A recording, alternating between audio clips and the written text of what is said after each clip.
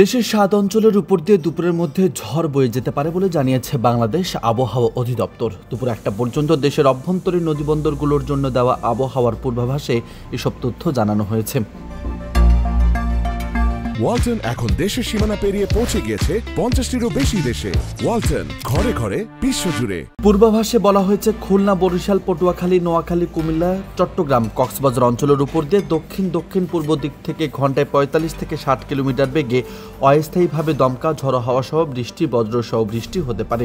এসব এলাকার নদীবন্দর সমূহকে ১ নম্বর সতর্ক সংকেত দেখাতে বলা হয়েছে। এদিকে ঢাকায় গত ২৪ ঘন্টায় ৪৩ মিলিমিটার বৃষ্টিপাত রেকর্ড করা হয়েছে। আবহাওয়া অধিদপ্তরের পূর্বাভাস অনুযায়ী আজও দিনভর আকাশ আংশিক মেঘলা থাকতে পারে এবং বৃষ্টিপাতের সম্ভাবনা রয়েছে।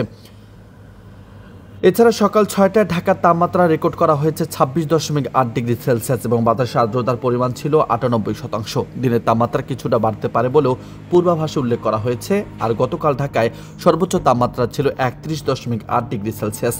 আর আজকের সর্বনিম্ন তাপমাত্রা রেকর্ড করা হয়েছে ২৫ ডিগ্রি সেলসিয়াস।